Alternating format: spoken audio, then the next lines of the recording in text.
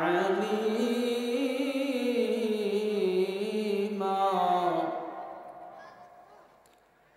يا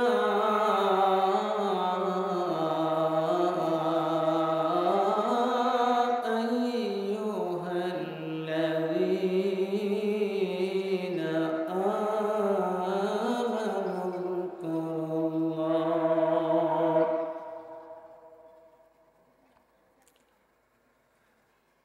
يا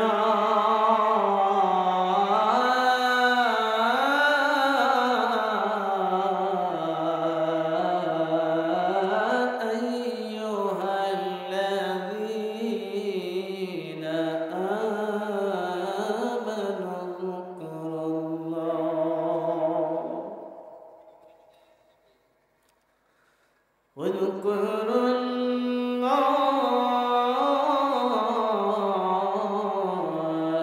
ذكرا كثيرا وسبحوه بكرة وأصيلا إن الله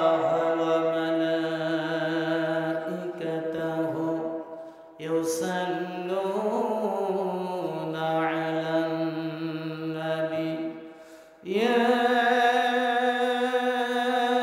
أيها الذين آمنوا صلوا عليه وسلموا تسليما شكر لي اللهم صل على محمد وعلى آل محمد كما صليت على إبراهيم وعلى آل إبراهيم إنك حميد مجيد اللهم بارك على محمد وعلى آل محمد كما باركت على إبراهيم وعلى آل إبراهيم إنك حميد مجيد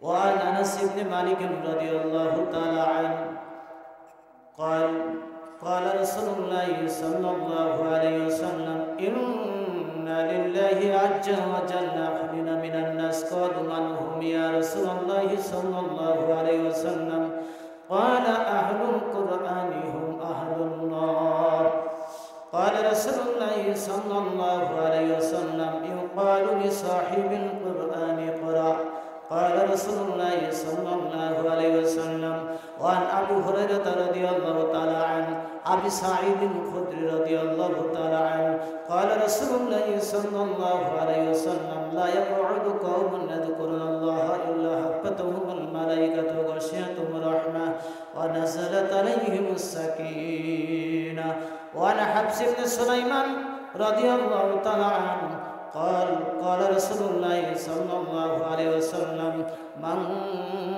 قرأ القرآن فاستجح له فحل حلاله وحرم حرامه ودخله الجنة وشفعه في عشرة من أهل بيته كلهم قد وجبت لهم النار الحمد لله সকলে বলছি আলহামদুলিল্লাহ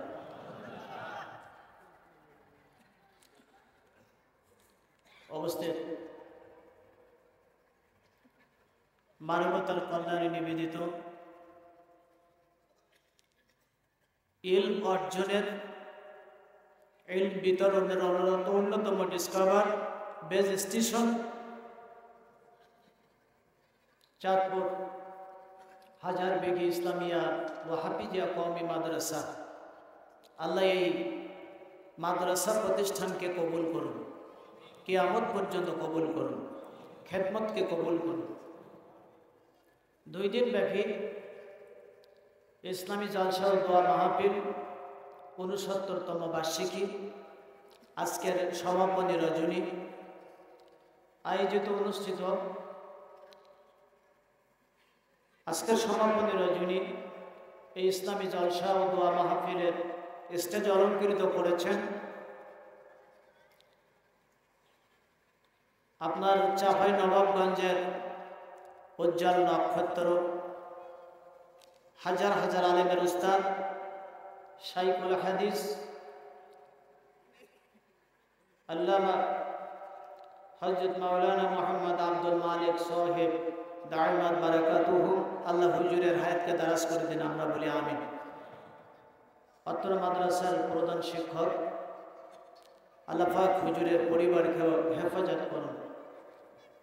আজকের এই 2 দিন তাফসীর 2 দিন মাহফিলের প্রধান অতিথি এলাকার মানুষের শ্রদ্ধেয় আলহাজ মোহাম্মদ গোলাম মোস্তফা, বিশিষ্ট ব্যবসায়ী, রাজশাহী, আলোচনা পেশ করেছেন মাওলানা মোহাম্মদ ইউনুসুর রহমান সাহেব, হাফেজ মাওলানা মোহাম্মদ হারুনুর রশিদ সাহেব সহ 2 দিন ব্যাপী এই স্টেজে যত উলামায়ে কেরাম কথা বলেছেন। ইনভাইটেড আলেম students meeting who have already delivered their lectures, given peace and happiness for the material world, will ask the next world, amra boli amin. All the authorities, DMB, DSB, NSI, Bangladesh government will accept my salam. The Honorable Mr. Osi,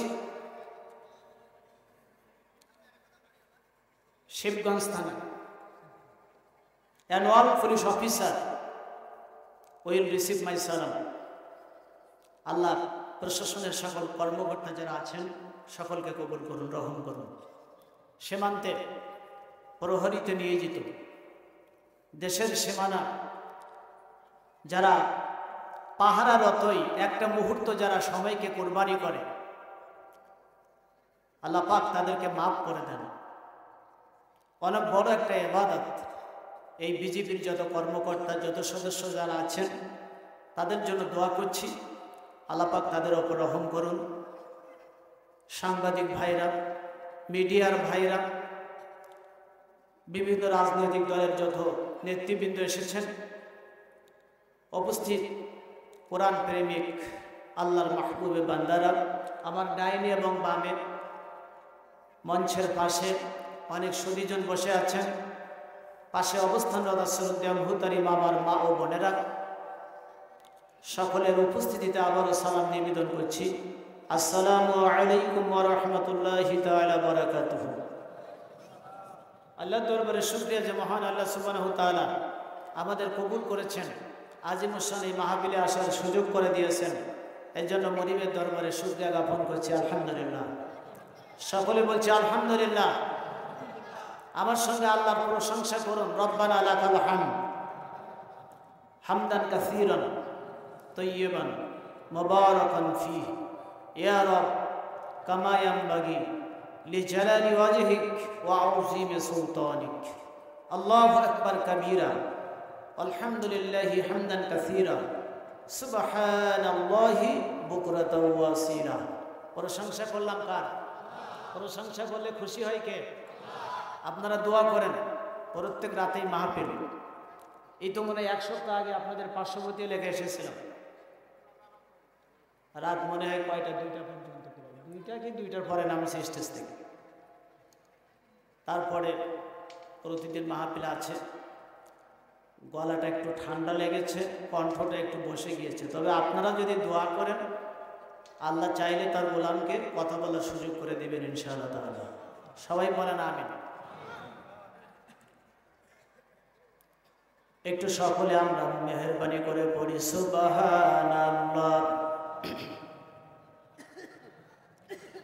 লা ইলাহা ইল্লাল্লাহ, সুবহানাল্লাহ।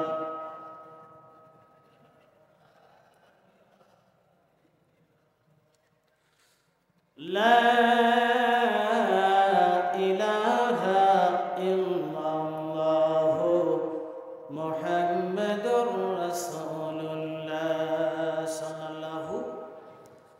जिंदगी तोर जाइरे फाकी दिया, जिंदगी तोर जाइरे फाकी दिया रे सोना आदो, জিন্দগি তোর যাইরে ফাঁকি দিয়া ও আদম রে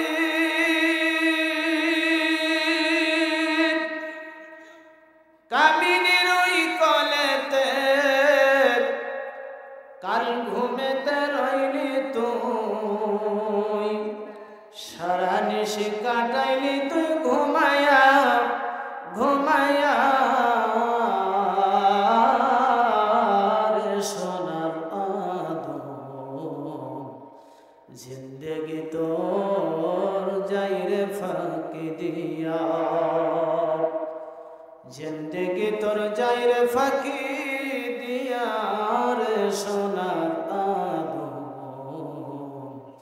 জিন্দেগি তোর যাইরে ফাঁকি দিয়া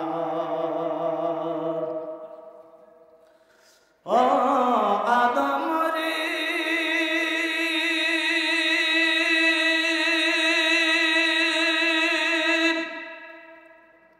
পাক ধরিয়া গেছে দাড়ি দন্ত আছে গোটা চারি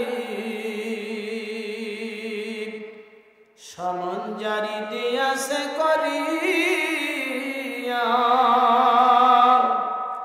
ও আদম রে পাক ধরিয়া গেছে দাড়ি দন্ত আছে গোটা চারি সমন জারি দিয়াছে করিয়া রে সোনার আদম জিন্দেগি তোর যাইরে ফাঁকি দিয়া জিন্দেগি তোর যাইরে ফাঁকি দিয়া রে সোনার আদম জিন্দেগি তোর যাইরে ফাঁকি দিয়া সকলে মহব্বত করে আমার সঙ্গে পড়ুন আউযু বিল্লাহি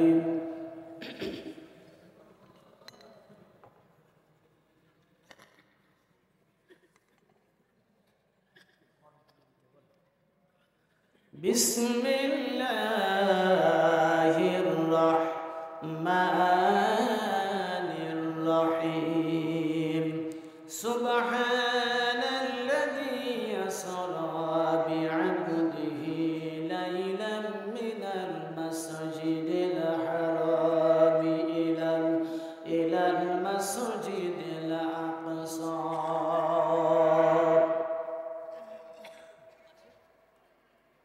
পবিত্র সেই মহান সত্য যিনি তার বান্দা মুহাম্মদ সাল্লাল্লাহু আলাইহি সাল্লামকে রাতের বেলা ভ্রমণ করিয়েছেন মসজিদুল হারাম থেকে মসজিদুল আকসা পর্যন্ত। আল্লাহু আকবার বলেন। যার চারপাশে আমি কল্যাণময় করে দিয়েছি তাকে আমার নিদর্শনাবলী দেখানোর জন্য জোরে বলেন সুবহানাল্লাহ। তিনি হলো সর্বশ্রোতা। আল্লাহু আকবার বলেন। বন্ধুরা আমার, আমরা জানি বিশ্ব নবীর জীবনে মিরাজ সংগঠিত হয়েছিল মসজিদে হারাম থেকে বাইতুল মুকাদ্দাস পর্যন্ত। আল্লাহ রাব্বুল আলামিন তিনি নিজেই দায়িত্ব নিয়ে জিবরাইলের মাধ্যমে মসজিদে হারাম থেকে বাইতুল মুকাদ্দাস পর্যন্ত নিয়ে গিয়েছিলেন। আল্লাহু আকবার। এই আলোচনাটি এজন্য আনলাম, আজকের গোটা পৃথিবীর মুসলমানদের হৃদয়ে রক্তক্ষরণ হচ্ছে। ফিলিস্তিনের মুসলমানদের ওপরে যে গুলিবর্ষণ এবং যে আপনার নির্যাতন, জোরে বলেন ঠিক কিনা। আজও দেখলাম মিডিয়ার মাধ্যমে দেখে অঝরে কেঁদেছি, চোখের পানি ছেড়ে ছেড়ে কেঁদেছি।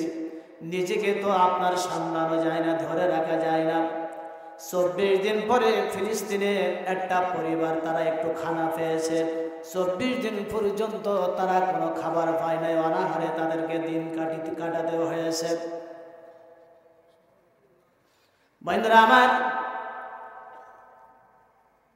ছোট্ট বাচ্চাদের সামনে বাবাকে মারা হচ্ছে, মাকে মারা হচ্ছে, ছোট্ট মাসুম বাচ্চারা তারা নিরাকার রাস্তার উপরে দাঁড়ায়া আকাশের দিকে ইয়া আল্লাহ ইয়া আল্লাহ বলে চিৎকার করে কান্দে আর বলছে, আল্লাহ কোথায় যাব, কোথায় যাব, কেমনে বেঁচে থাকবো, কি খাবো, ঘর নেই, বাড়ি নাই। ইসরায়েলের হায়নারা ঘর বাড়ি মাটির সঙ্গে ঘুরিয়ে দিয়েছে। বাবা মাকে তারা ধরে নিয়ে গেছে, অনেক বাবা মাকে হত্যা করেছে। ছোট্ট মাসুম বাচ্চাগুলি আকাশের দিকে তাকায়া এভাবে চিৎকার করে করে কান্দে, আল্লাহ কোথায় যাব, কার কাছে যাব, এই পৃথিবীর জমিনে আমাদের তো আপন বলতে কেউ নাই, আল্লাহ তুমি ছাড়া আমাদের সাহায্য করার মতো আর কেউ নাই। তবে ওই বাচ্চাগুলি যদি আল্লাহর আদালতে মামলা দায়ের করে আর বলে, আল্লাহ আমাদের মাকে ওরা কেড়ে নিল, বাবাকে কেড়ে নিল, ঘর বাড়ি সব শেষ করে দিল, আমাদের ভাই নাই, বোন নাই, কিন্তু এই পৃথিবীর মুসলমান কি ছিল না? তারা আমাদের জন্য কি করেছে?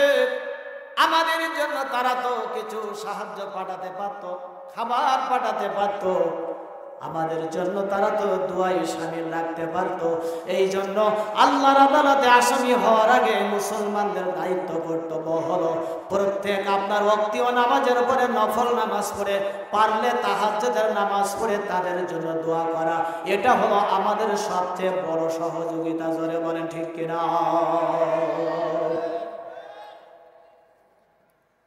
তবে আজকে দুঃখের সঙ্গে বলতে হয়, মুসলমানদের দোয়া কবুল হচ্ছে না। তার কারণ হলো, এর কারণ আমি কুরআন ও হাদিস গবেষণা করে বের করেছি 10টা কারণে আজকে মুসলমানদের দোয়া কাজ হচ্ছে না। কাবা ঘরের ইমাম দোয়া করে, মসজিদে নববীর ইমাম দোয়া করে, পৃথিবীর বন্ধুরা আমার মেজরিটি% আজকের মুসলিমরা দোয়া করতেছে, তারপরেও কিন্তু দোয়ায় কাজ হচ্ছে না। ফিলিস্তিনে বর্বরতা, নির্যাতন, গুলিবর্ষণ ফিলিস্তিনের অসহায় মুসলমানদের উপরে হতেই আছে। যারা বলে ঠিক কিনা? তারা কি চাই? কলিজা ফেটে যাবে। এখান থেকে বিগত দিনের তথ্য নিলাম। ফিলিস্তিনের যে সমস্ত মায়েরা, বোনেরা যারা প্রেগনেন্ট, যাদের গর্ভে সন্তান আছে, ওই ইসরায়েলের ইহুদি হায়নারা এই প্রেগনেন্ট এই মহিলাদেরকে তারা ধরে চিহ্নিত করে তাদের অবর্ষণ করে দেওয়া হচ্ছে, গর্ভের সন্তান নষ্ট করে দেওয়া হচ্ছে, এমন জোরে আঘাত করা হচ্ছে, তাদের গর্ভে লাথি মারা হচ্ছে, আঘাত করা হচ্ছে, সন্তান অবর্ষণ হয়ে যাচ্ছে। কারণ তারা চাই কোনো মুসলিমা মহিলার পেট থেকে যেন কোনো সন্তান যেন ফিলিস্তিনে জন্ম নিতে না পারে, মুসলমানদের জনসংখ্যা যেন আর বাড়তে না পারে। এমনি মুসলমানদেরকে তারা মাইনাস করতে চাই, বিলুপ্ত করতে চাই। কষ্ট হচ্ছে আপনাদের, আমি বেশিক্ষণ কথা বলবো না। এই কষ্ট করে এই অবরোধের মধ্য দিয়ে আপনাদের কাছে আসতে পেরেছি, আল্লাহ নিয়ে এসেছেন, আলহামদুলিল্লাহ। এই জন্য মুসাফির মানুষ দোয়া করব, গুরুত্বপূর্ণ কিছু কথা বলবো 10 কারণে। কয়টা কারণে? জোরে বলেন। এইখানে বাঁশির আওয়াজ আসতেছে কোত্থেকে? এইভাবে বাঁশির আওয়াজ করেন না বাপজানেরা, আপনারা এমনি ইশারা ইঙ্গিতে কাম সারার চেষ্টা করেন। 10 কারণে মুসলমানদের দোয়া কবুল হচ্ছে না আজকে। কয় কারণে? আমি হাদিস থেকে, কোরআন থেকে বিশ্লেষণ করে সেগুলি যদি আপনাদের সামনে পেশ করি, অসুবিধা হবে? একটু মহব্বতে জিকির করেন, লা ইলাহা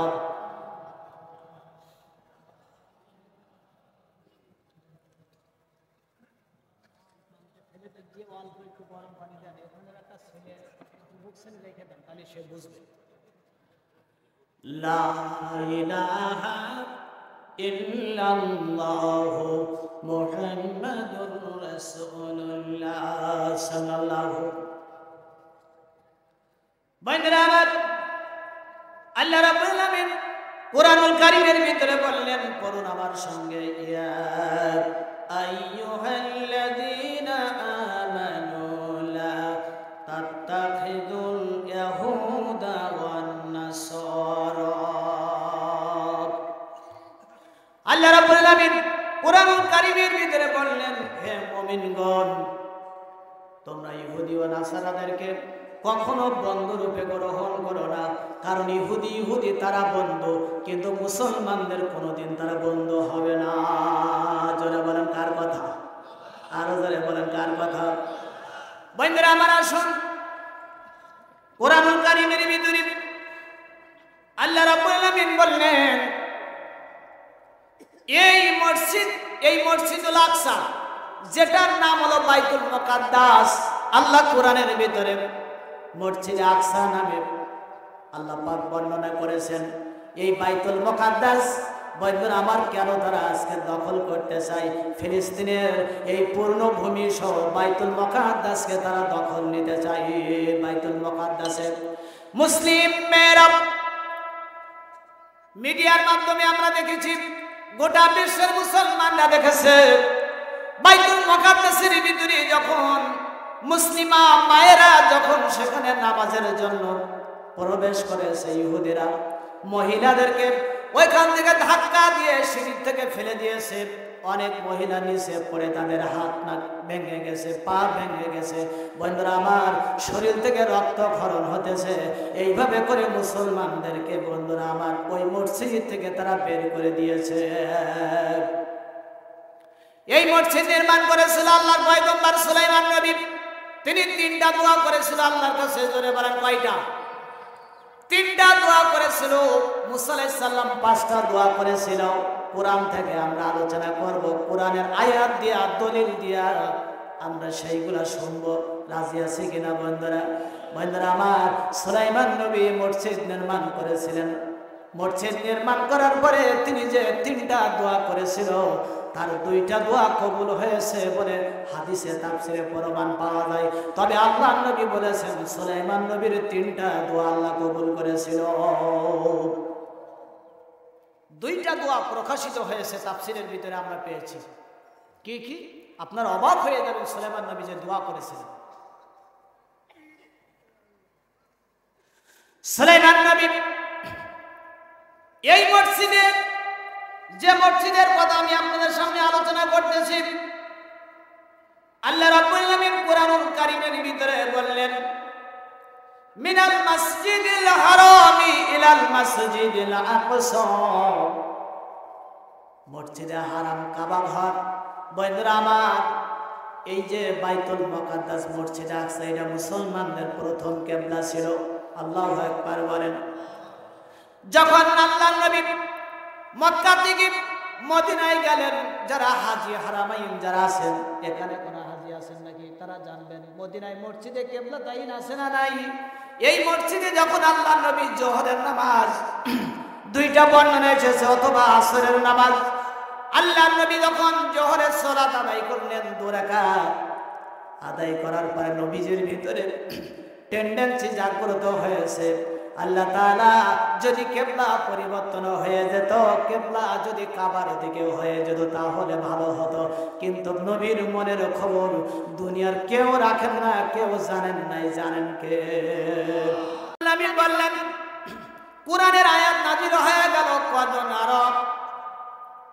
আল্লাহ পাক বলতেছেন, হাবিব আমি লক্ষ্য করতেছি আপনি বারবার আপনার মনের ভিতরে আকুতি টেন্ডেন্সি, তবে আমি আল্লাহ আমি বুঝতে পেরেছি, আপনাকে আমি পাওয়ার দিলাম, আপনাকে সম্মতি দিলাম। এই পৃথিবীর জমিনের যেই দিকে মুখ ফিরায়া কিবলা বানায়া নামাজ পড়লে আপনি খুশি হবেন, আমি আল্লাহ আপনাকে সেই পারমিশন দিলাম, সেই ক্ষমতা দিলাম। কিন্তু আল্লাহর নবী কিবলা হিসাবে পছন্দ করলেন কাবা ঘরকে। জোরে বলেন সুবহানাল্লাহ। এই তাফসীরের ব্যাখ্যাটা কিন্তু আমরা শুনি নাই। আমরা শুধু শুনেছি 2 রাকাত সালাত আদায় করার পরে কিবলা পরিবর্তন হয়ে আল্লাহ বললেন, নবী বাকি 2 রাকাত আপনি কাবার দিকে মুখ ফিরাইয়া আদায় করে নেন। কিন্তু এখানে তাফসীরের আলোচনা সমাপ্ত নয়। আমরা কোরআন গবেষণা করে যতটুকু পেয়েছি, আল্লাহ পাক তার হাবিবকে লেজিসলেটিভ পাওয়ার দিয়েছিলেন, এত পাওয়ার, সম্মান আর মর্যাদা দিয়েছিলেন। আল্লাহ পাক বলেন, হাবিব এই পৃথিবীর যেদিকে মুখ ফিরাইয়া নামাজ পড়লে আপনি খুশি, আপনার ভালো লাগবে, সেদিকে মুখ ফিরাইয়া সেদিকটাকে আমি আল্লাহ কেবলা বানাই দিব। কিন্তু নবী পছন্দ করেছিলেন কাবা। কোনটা? কারণ মদিনায় যে এই বাইতুল মুকাদ্দাস, এদিকে কাবা। তখন আল্লাহ পাক বলতেছেন, মক্কায় থাকতে ডাইরেক্ট বাইতুল মুকাদ্দাসের দিকে আল্লাহ রাসূল তিনি মুখ করে নামাজ পড়েছেন। এই বাইতুল মুকাদ্দাস যেটা আজকে ফিলিস্তিনের উপরে বর্বরতা হামলা করে এই হাইনারা, ইসরায়েলের হাইনারা দখল করতে চায় পূর্ণভূমি, ফিলিস্তিনের পূর্ণভূমি সহ বাইতুল মুকাদ্দাস। আপনারা জানেন বাইতুল মুকাদ্দাসের গুরুত্ব আর মর্যাদা 12টা এসেছে কোরআন এবং হাদিসে। কয়টা? জোরে বলেন কয়টা? তার প্রথম মর্যাদা হলো এইটা মুসলমানদের প্রথম কিবলা ছিল। দীর্ঘ কয়েকটি মাস যখন নবী এটাকে কিবলা হিসেবে সালাত আদায় করেছেন, তাহলে সেই মসজিদের গুরুত্ব, সেই মসজিদের মর্যাদা কম না বেশি? জোরে বলেন। আল্লাহর নবী বলেছেন, এই পৃথিবীর জমিনে 3টা মসজিদে সফর করা, ভ্রমণ করা তোমাদের জন্য বৈধ করা হয়েছে। 1 নম্বর হলো মক্কা শরীফ, কাবা ঘর। 2 নম্বর মদিনা শরীফ। 3 নম্বর বাইতুল মুকাদ্দাস। এই 3টা মসজিদে যারা সালাত আদায় করবে তাদের জন্য আল্লাহ মহা পুরস্কার রেখেছেন। বিশ্বনবী বলেছেন, বাইতুল মুকাদ্দাসে যেই ব্যক্তি নামাজ পড়বে, 1 ওয়াক্ত নামাজ যেই ব্যক্তি পড়বে, 1 রাকাত নামাজ পড়বে, 1 রাকাত নামাজ পড়লে বর্ণনায় এসেছে 2 রকম। একটা বর্ণনায় পাওয়া যায় 1000 রাকাতের সওয়াব আল্লাহ আমলনামায় দান করে দিবেন।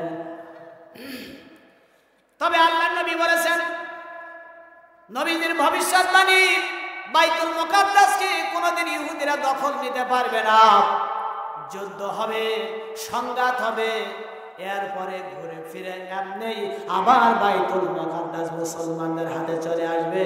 সেদিন বেশি দূরে নয়, ফিলিস্তিনের বিজয় ঘোষণা হবে, ফিলিস্তিন স্বাধীন হয়ে যাবে, ইহুদিদের অস্তিত্ব এই জমিন থেকে একেবারে বিলীন হয়ে যাবে। বন্ধুরা আমার, আল্লাহর নবী তারা যখন মিয়ারাজ হলো, মিয়ারাজে রাতে তিনি বুরাক নিয়ে যখন ওই বাইতুল মুকাদ্দাসে গেল, জিবরাইল বলল, ইয়া রাসূলুল্লাহ সাল্লাল্লাহু আলাইহি সাল্লাম, আপনি আপনার বুরাকটা বাহনটাই এখানে বেঁধে রাখেন। বন্ধুরা আমার এদিকে লক্ষ্য করেন, এই যে মসজিদের একটা ওয়ালের এখানে একটা খোপ আছে। জিবরাইল দেখাইয়া দিয়া বলে, খোপে আপনি বুরাকটা বাঁধেন, এখানে বেঁধে রাখেন।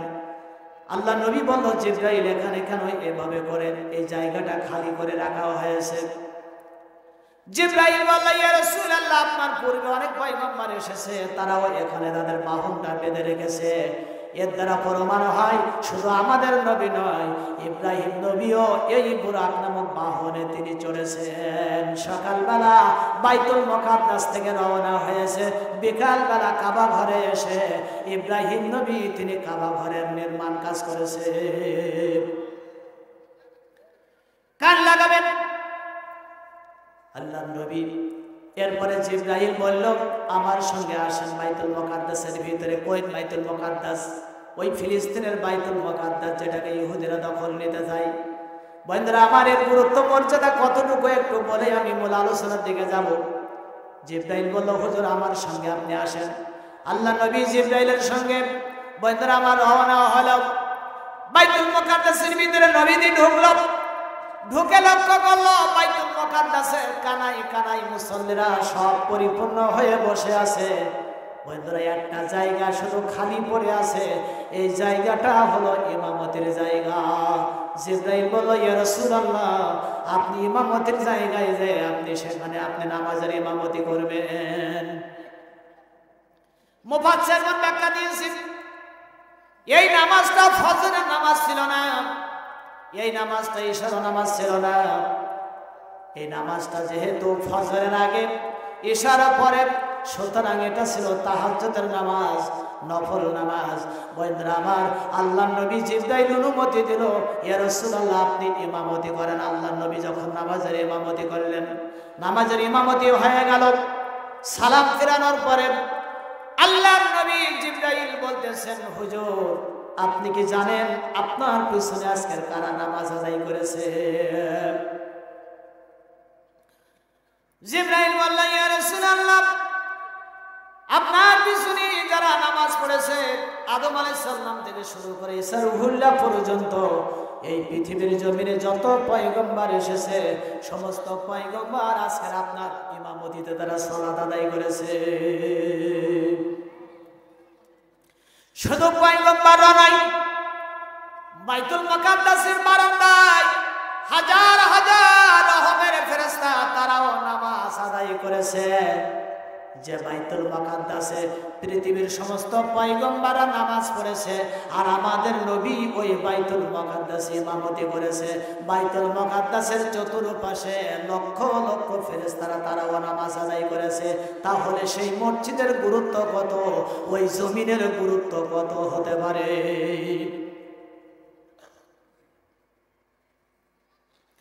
বন্ধুরা আমার, নামাজ শেষ হয়ে গেল। জিবরাইল বলল, ইয়া রাসূলুল্লাহ সাল্লাল্লাহু আলাইহি সাল্লাম, আপনি এবার ওইখান থেকে উঠে আসেন। নবীজি লক্ষ্য করলো বাইতুল মুকাদ্দাসের কানিতে কিছু লোক আলোচনা করতেছে। বন্ধুরা আমার, জিবরাইল সেখানে নিয়ে গেলেন। সেখানে নিয়ে যাওয়ার পরে আল্লাহর নবী বলল, এই আলোচনাটা কিসের আলোচনা, এটা কিসের অনুষ্ঠান? জিবরাইল বলল, এটা সম্বর্ধনার অনুষ্ঠান। ওগো আল্লাহর হাবিব, আপনি যে আখেরি জামানার নবী, আপনি যে আখেরি জামানার পয়গম্বর, আপনার সম্বর্ধনা দেওয়ার জন্য আল্লাহ ব্যবস্থা করেছেন, তাম পৃথিবীর পয়গম্বরদেরকে এখানে হাজির করেছেন। আল্লাহ নবী বলল, ওই অনুষ্ঠানের যিনি উপস্থাপক যিনি ছিলেন তিনি হলো আদম আলাইহিস সালাম, আর যিনি ঘোষক ছিল তিনি ইব্রাহিম নবী। সম্মানিত আল্লাহর পয়গম্বর ইব্রাহিম নবী তিনি ঘোষণা দিতেছেন, এখন আলোচনা করবে মুসা আলাইহিস সালাম, এখন আলোচনা করবে ঈসা আলাইহিস সালাম। এরপর ইব্রাহিম নবী বলল, এখন আলোচনা করবে আজকের এই অনুষ্ঠান সম্বর্ধনা অনুষ্ঠানের যিনি প্রধান অতিথি তিনি আর কেউ না, তিনি হলো আখেরি জামানার পয়গম্বর, আমার যোগ্য সন্তান মুহাম্মদুর রাসূলুল্লাহ। আল্লাহর নবী বক্তব্য দিল। বাইতুল মুকাদ্দাসে বক্তব্য দেওয়ার পরে এবার ইব্রাহিম নবী বলল, ও পয়গম্বররা, এবার তোমরা সবাই তোমরা মন্তব্য করো, মন্তব্যের কলাম পেশ করো, ফিডব্যাক তোমরা পেশ করো যে মুহাম্মদ সাল্লাল্লাহু আলাইহি ওয়াসাল্লাম বক্তব্য দিয়েছেন, তিনি কেমন বক্তব্য দিল। সবাই এক জায়গায় এক বাক্যে বলল যে আসলে তিনি আখিরি জামানার নবী হওয়ার একমাত্র তিনি যোগ্যতা রাখে, এজন্য আল্লাহ পাক তাকে এই যোগ্যতা দান করেছেন। তামাম পৃথিবীর সমস্ত নবীদের যে জ্ঞান ছিল, যে ইলম ছিল, হিকমত ছিল, আমাদের নবীর ভিতরে আল্লাহ ব্যালেন্স করে সেই জ্ঞান আর হিকমত দান করেছেন। সমস্ত নবীদের পৃথিবীর পয়গম্বরদের যত রূপ সৌন্দর্য ছিল আল্লাহ রাব্বুল আলামিন ওইটাকে ব্যালেন্স করে আমাদের নবীর ভিতরে সেইটা দান করেছেন। আমি আলোচনা করতেছিলাম সুলাইমান নবী বাইতুল মুকাদ্দাস নির্মাণ করবে। এবার তিনি জিনদের দুইটা সম্প্রদায় ছিল, একটা হলো কাফের সম্প্রদায়, একটা হলো মুসলিম সম্প্রদায়। সুলাইমান নবী ডেকে বলল, ও জিনেরা, তোমরা সবাই একত্রিত হও। আপনারা যেমন সবাই একত্রিত হয়েছেন, আপনাদেরকে আহ্বান করেছেন আমাদের মান্যবর সভাপতি আল্লামা শাইখুল হাদিস আব্দুল মালিক সাহেব। তিনি আপনাদেরকে বন্ধুরা আমার অনেক জ্ঞান গর্ব কথা বলেছেন, আহ্বান করেছেন। সুলাইমান নবী সবাইকে সমবেত করলেন আর বললেন যে আমি তোমাদেরকে একটা বিষয়ে ডেকেছি এবং পরামর্শ করার জন্য, সেটা হলো আমি এই ফিলিস্তিনের ভূখণ্ডে বাইতুল মুকাদ্দাস নির্মাণ করব, আল্লাহর ঘর মসজিদ নির্মাণ করতে চাই, এখানে আল্লাহর বান্দারা ইবাদত করে ধন্য হবে। সুলাইমান নবী যখন এই কথা বলল, জিনিদের ভিতরে দুইটা গ্রুপ হয়ে গেল। কাফির জিনিরা তারা বাধা দিল, তারা চিন্তা করলো এখানে যদি বাইতুল মুকাদ্দাস নির্মাণ হয়ে যায়, আল্লাহর ঘর যদি নির্মাণ হয়ে যায়, তাহলে এখানে মুসলমানেরা এখানে আল্লাহওয়ালা আল্লাহর বান্দারা নামাজ পড়বে, তারা জীবনের গুনাহ মাফ হয়ে যাবে, আল্লাহর সঙ্গে তাদের সম্পর্ক হবে, তারা জান্নাতি হবে। এটা হতে দেওয়া যাবে না, এটা হতে পারে না। কাফের জিনেরা তারা বাধা দিল, শুধু বাধা দেয় নাই, মুসলমান জিনদের সঙ্গে তারা যুদ্ধ করলো, বিদ্রোহ করলো। এই যুদ্ধ করতে করতে কাফির জিনেরা তারা শোচনীয়ভাবে পরাজিত হলো। একটু মহব্বতে জিকির করেন লা ইলাহা